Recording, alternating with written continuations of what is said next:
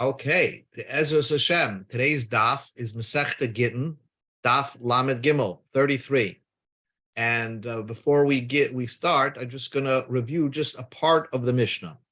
The part of the Mishnah that we're discussing over here is in earlier times, if a man sent a get to his wife, he used the shliach, and then he decides to change his mind and say, you know what? I'm mevatel the shliach. That means I'm nullifying the shlichus. I don't want him to be my messenger. So he's over there. Let's say he's already on the road, and you have no way of reaching him. Obviously, there's no telephone you could reach him to say don't. So what he would do is the Mishnah would say, "Bari Shaina," in the beginning of time, the man who wanted to nullify and stop the shliach that he sent, he would make a private bezdin where he is. Let's say he's sending a get from Italy to Israel, and the shliach is already on the boat. So there's no way of reaching him, tell him that the husband to tell him that he changed his mind. So what he would do is convene a private bezdin, and then mevatel the shliach, and say that, privately, the shliach, the get that I gave the shliach is null and void. That was the beginning, and it worked. Hiskin Rav Gamliel Azakin, Rav Gamliel Zakin established, Shlo Yeh Oisin Kain, nobody should do such a thing. Because Mepnei Tikkun Ha'olam. It means the opposite.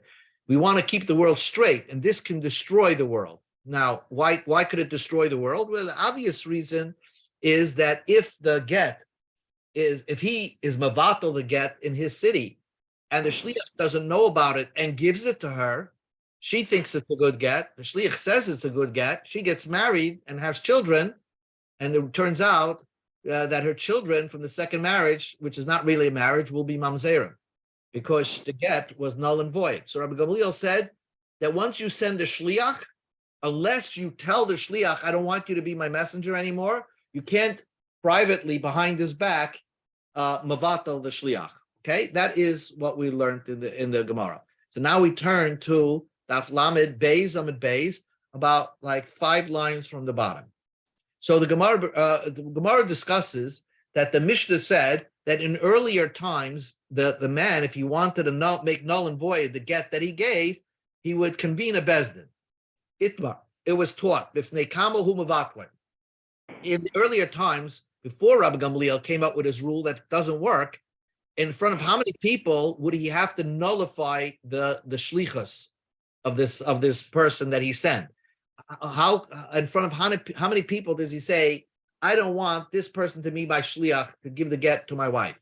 Rav Nachman says bifnei shnaim, in front of 2 people. Rav Sheshes Amar bifnei gimel, he does it in front of 3 people. Even though Rabbi Gamliel, and that's an important point, even though Rabbi Gamliel said nowadays it doesn't work, you can't be mevatel a shliach behind his back, but b'diavad, ex post facto, if the guy did it, the get is invalid. And therefore, we have to know in front of how many people does he have to be mevatel the get? Rav Nachman says in front of 2 people. Rav Sheshes says in front of 3 people. Rav Sheshes says the guy does it in front of 3 people because the Mishnah said bezdin ketani, that the husband convenes a little bezdin, he takes 3 guys and says, and bezdin means you take 3 guys and say that my get that I gave to the shliach should be null and void, and that's what the Gemara, that's what the Mishnah means, bezdin. Rav Nachman Amar bifnei beis. All you need to nullify a get is take 2 people and nullify, because the Mishnah says bezdin. He took a bezdin. The beitrei nami bezdin kara luhu. 2 people are also called a bezdin. So technically, in the letter of the law, if a man, according to the Rav Nachman, would take 2 people and said, I sent the get, and the guy, my shliach, is on the boat, I want it to be null and void, in the beginning, that was the way to do it. Now, even though the Mishnah said the word bezdin, how did Rav Nachman know from our Mishnah it meant 2 people? Normally, you think of a bezdin as 3 people. Amar Rav Nachman, how do I know my opinion? It's not, we learned in the Mishnah by pruzbul. When we had a pruzbul, which is a way that if you lend somebody money and you don't want it to be canceled over Shemitah, So you give the debt instrument over to Bezdin. It's sort of like giving the power to collect over Bezdin to Bezdin, and therefore this debt will not be canceled over Shemitah, over Shemitah. So the Tanan, the Mishnah says, what is a prosbul? You write like this: Masrani lifnechem. I'm giving over information before you. We go to Lama Gimel Lama Aleph. Ploini uplani hadayonim, Mr. and Mr. Dayim, Shabamokam Ploini in that place, that the people that owe me money, I'm giving the right to collect to Bezdin. So we see in that Mishnah, it's a side point.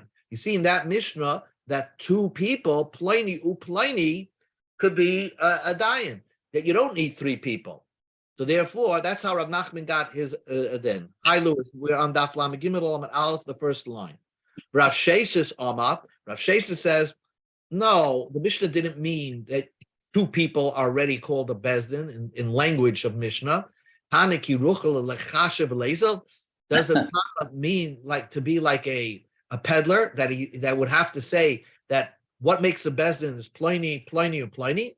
It means it's self-understood. When you're giving over your debt instruments, you're giving it over to a bezdin, a court, and a court is three people. So therefore, that's not a proof of that the Mishnah uses language of bezdin and it means two people. So Amar Rav Nachman says, "Mina minallah." How do I know that sometimes the Mishnayos say the word bezdin and it means two people? Now we learned in the Mishnah, the yonim choismin lamata oy ha'edim. At the bottom of the prosbul, right? The signatures, the dayonim, which are the judges, sign on the bottom of the prosbul, or the edim. So it juxtaposes, the Mishnah juxtaposes the judges or the edim. Ma lav dayonim dumi the edim. Just doesn't the Mishnah mean to compare the judges, the amount of judges, to edim? Ma edim shnaim, just like witnesses are two people. Af dayonim nami shnaim. So also judges are two people. So sometimes in the Mishnayos language, the word judge can mean two people. So that's how Rav Nachman knows that if someone wanted to make null and void a get he sent already, all he has to do is take just two people. Rav Sheshes who said in order to make null and void a get you sent that's on the road, if you want to make it null and void, you need three people. So the area, how could you just learn it from that Mishnah? Is that really so? Hakadis, each one is separately. So it's Dayanim would be three and Edim would be two. It doesn't necessarily mean that in that Mishnah Dayanim were two people. So then what? So the question of the Gemara is now Lama li lemisne Dayan and Lama li lemisne why does the Mishnah have to say Dayan? And why does the Mishnah have to say Edim? In other words, and what's the whole point of a prosbul? I know in Sharei before the end of Shemitah, they were giving out contracts. You get it if someone owed you money, you would figure out to get two people to sign on it. And basically, what I was saying is that I am giving over in front of two people the right to collect my loan to the dayanim. So the question is, why does the Mishnah say Lama li lemisne dayanim, lama li lemisne edim? Why does the Mishnah have to say that it's a judge that signs on the bottom of the prosbul or a witness signs at the bottom of the prosbul? So because technically both could sign. When a judge signs on the bottom of the prosbul, the judges are saying he gave us the right to collect his loan. When witnesses are signing on the bottom of the prosbul, they're basically saying we testify that this guy gave over the right to collect a loan to another bezdin. So they're two different things, and why do we put them both together into one Mishnah? It's teaching you that if the prosbul is written wrong, it's also kosher. If it doesn't make a difference if the prosbul said we dayanim are taking over this loan and witnesses signed on the bottom. So it sounds like that dayanim are talking, and then you have witnesses are signing on the bottom. And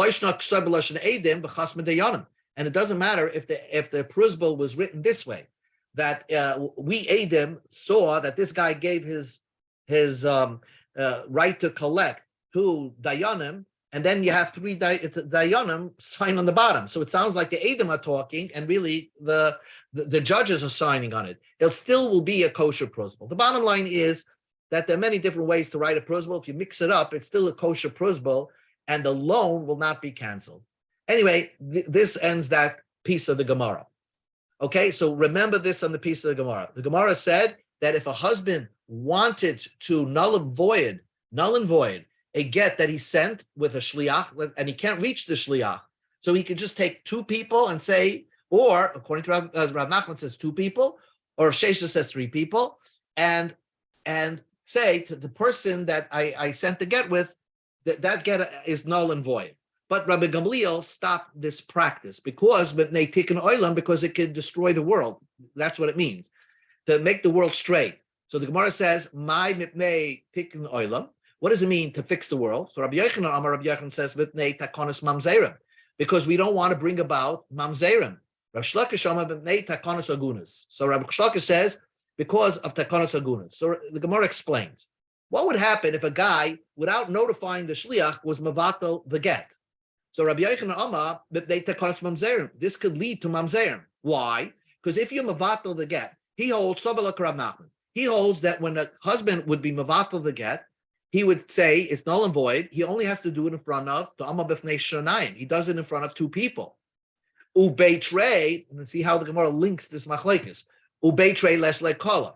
And when you do something in front of two people, the word doesn't spread. Like Lashon Hara, you need three people to make the word spread. But just with two people, the word is not going to spread. So the woman and the shliach are not going to find out that the husband was mabatal the get. She's not going to hear about it and not know that her husband null and voided her get. And after receiving the get, she's going to get married again. And she's going to cause mamzerim to come into this world because she gets married again. The get that she has was null and void. But Resh Lakish says, wow. He said that we want to make it so difficult. It's so hard to get a husband to give a get that as soon as he gives it, we want to make it difficult for him to call back the shliach and mevatel the get, right? So in order to do that, we send the shliach right away out. So in order for him to mevatel the shliach, he has to chase after the shliach. Because Rabbi Gamliel made a new rule that if you want to be mevatel it, you have to chase after the messenger. And if you can't just take people and at your house, three people, and say, I want to let you know that the shliach that I gave the get to is null and void. We want to make it difficult because if we made it so easy for him to mevatel the get, she's going to get stuck. In other words, stuck that she's going to remain married to this guy. And she won't be able to get married. He holds like Rav Sheshes that if the husband wanted to be mevatel the get, the Amar B'fnei Gimel, he has to say it in front of three people. With three people, she would eventually hear about that her husband was mevatel the get. Even after she receives it, she's not going to get married.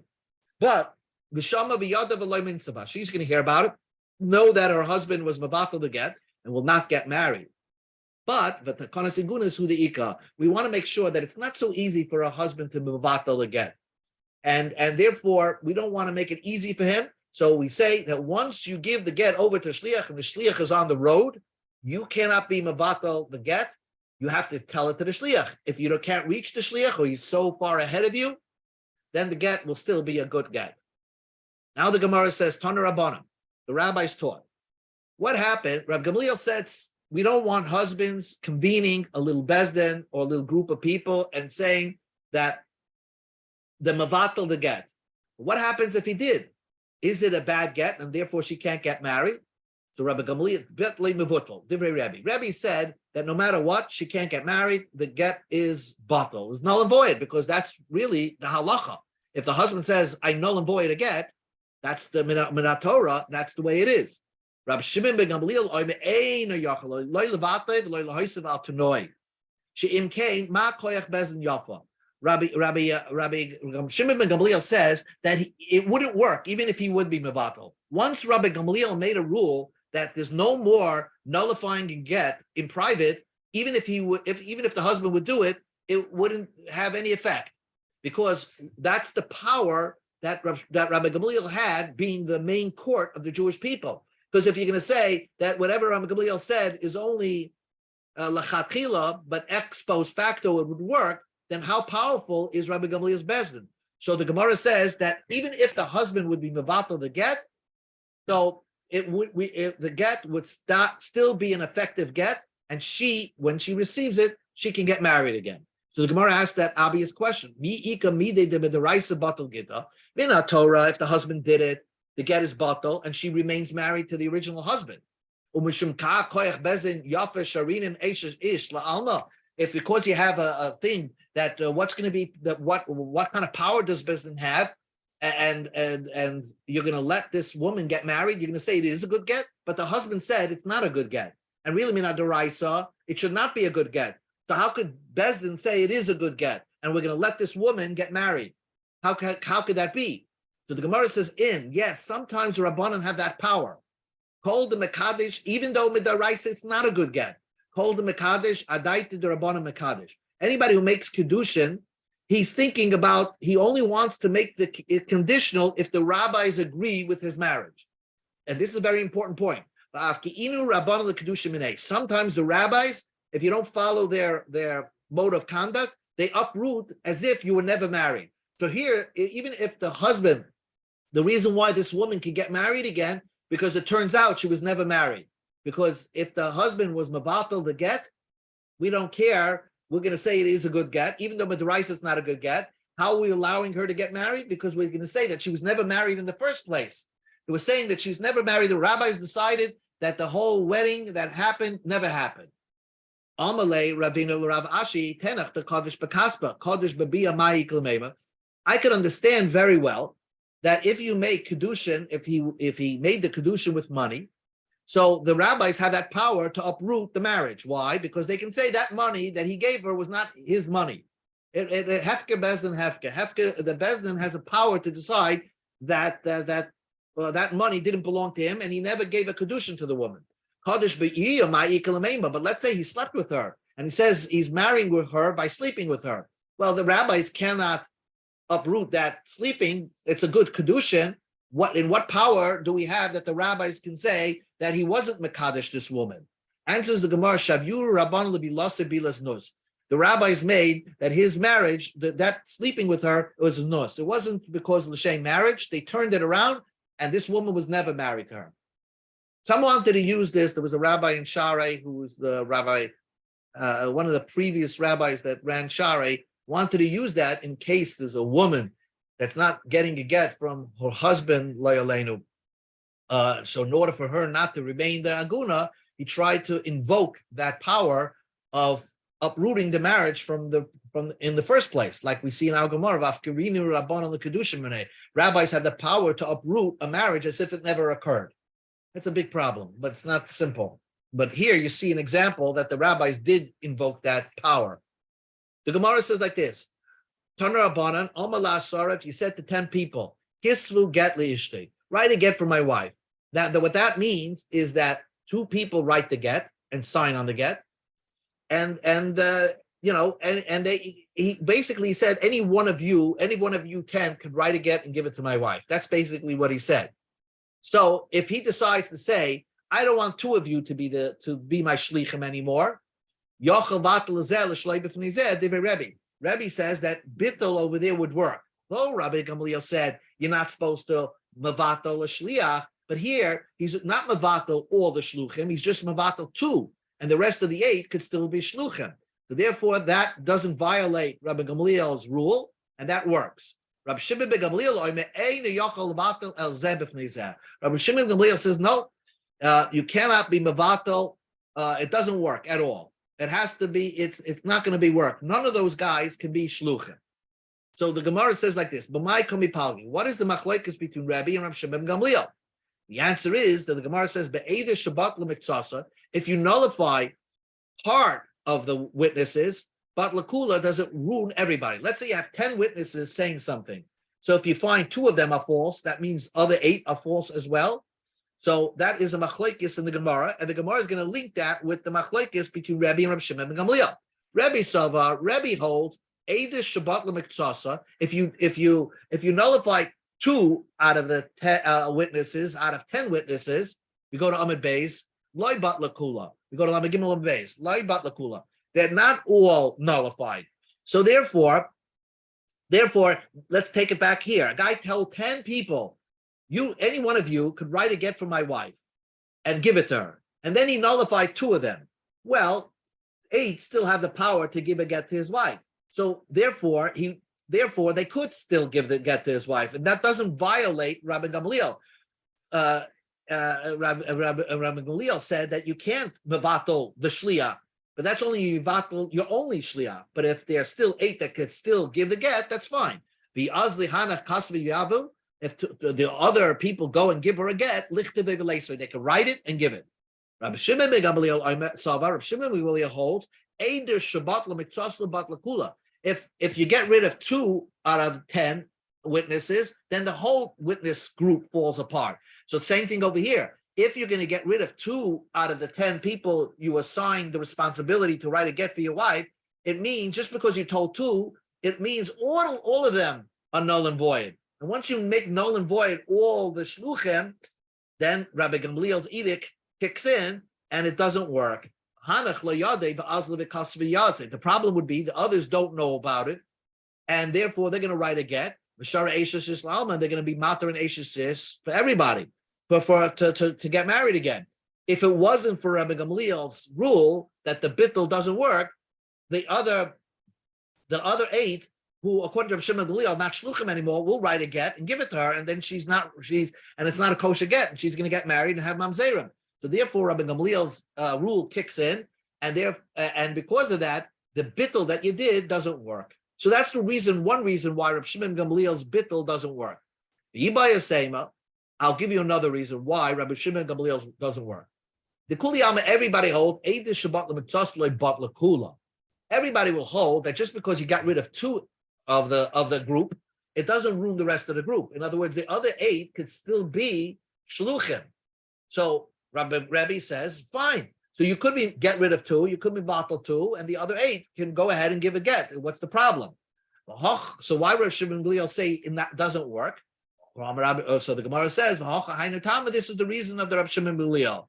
Rabbi Shimon ben Gamliel holds, Rabbi Shimon ben Gamliel holds that in order to nullify, get rid of 2, you have to do it in front of all 10. Since you assigned this responsibility to 10 people at one time, so if you want to get just rid of 2, you have to do it in front of all 10. And if you do it just in front of those 2 and the other 8 are not present, then the other 2 don't become bottled. They can still give over the get. So what Rabbi Shimon ben Gamliel is saying is not that you can't do it. He says the bittul doesn't work because you're doing it in front of those 2 and not in front of everybody. And so the bittul didn't work. So even those 2 can still be give a get to the man's wife. Just another minute, and then we'll stop. Ibaylu. So the Gemara asks a question based on the 2 understanding of Rabbi Shimon ben Gamliel. I'm going to ask you a question. If a man said, "Kulchem, I want all of you to write a get, and all of you to sign on the get." So he told 10 people, "I don't want 2 people to sign on this get. I'm giving you all the responsibility to write a get, and every one of you should sign on the get." So, Mal, what would be the case over there? What would Rabbi Shimon ben Gamliel hold? Talmud Rabbi Shimon ben Gamliel. The whole reason you said Rabbi Shimon ben Gamliel says things don't work when you mevatel 2 of them, 2 out of the 10. Edis that you get rid of 2, the others, everything falls apart. Vahani, but in this case, Kaven the Omaluhu Kulchem, once he says Kulchem, they can't write a new get. And therefore, because all of them have to sign. So therefore, anyway, it falls apart. So therefore, in this case, you could do such a bittul because nothing bad can happen from it. Because they're not going to give a get without those 2, because he said originally that I want all 10 to sign on it. So according to that understanding of Shimon ben Gamliel, when you say kulchem, you could be mevatel the get. Dilma, when you say Talmud Rav Shimon ben Gamliel Mishum B'Sava, the reason Rav Shimon ben Gamliel holds it doesn't work is called Milsa Avde Ba'ape Beitrei Tzricha Beyasar Mishlafa. And since that the bittul doesn't work, is because in order to be mivatal 2, you have to do it in the presence of all 10. And therefore, if you're going to in Hilkach, even if you said kulchem, if you privately said, I know I said kulchem, but I want you 2 not to be part of that group, it wouldn't work. I feel kulchem name, that bittul wouldn't work, even if you said kulchem, if you take 2 people privately on the side and say, oh, I want the get to be batal. It wouldn't work. And therefore, they could still, give a get. Tashma, so the Gemara just ends off over here. Amar lishnayim to get zel ishi. A man said just to 2 people. He said just to 2 people, I want you both to give a get to my wife. And they should write it and sign it and give it. Now, the Rebbe says it works. You can mevatel one and without the presence of the other. That's what Rebbe holds. Even though Rabbi Gamliel said don't be mevatel, in this case you could be mevatel. Okay? But this is the words of Rebbe. Reb Shimon ben Gamliel says, you can't, if you do mevatel all of them, you can't do it. Since you can't be mevatel all of them, it wouldn't work if you did it separately. Now, when you say 2 people write a get, that's like saying, I want both of you to write on the get, because at least the minimum you need 2 people. So it's as if you said all of you to write on the get, upligi, and nevertheless you still see Rav Shimon ben Gamliel argues, and Rav Shimon ben Gamliel says it still wouldn't work. So what do you see? That the real reason of Rav Shimon ben Gamliel is because you cannot nullify when you say kulchem. In other words, when you assign a group of people to responsibility to write the get, in order to nullify one shliach, you have to do it in the presence of all the people that took on that responsibility. And so that's why it makes sense what Rabbi Shimon Gamliel says, it will not work. So the Gemara ends off one thing. Amar Rav Ashi, Rabbi Shach says, you have a good proof, but it's not such a good proof. If you see that Bryce is talking about, he's telling people, write and give a get to my wife, then I would agree that you have a good proof on the opinion of Rabbi Shimon Gamliel. But that Bryce is talking about be'ed halacha. That's just they're supposed to bring the get to his wife. Oh, if it's bringing the get to his wife, so then that's a different story. And Rab Shimon ben Gamliel will hold you can't be mevatel one without the other, because it could be and that's why he holds you can't be mevatel one without the other, because it's not talking about writing a get over here; it's bringing a get over here. So hachinami mistabra, and it makes perfect sense, as the Gemara concludes, that we're talking about bringing a get. Tani Sefer, because the Brisa ends off, tell each one by himself, give a get to my wife, give a get to my wife. Even Rabbi Gamliel would agree you can mevatel one without the other.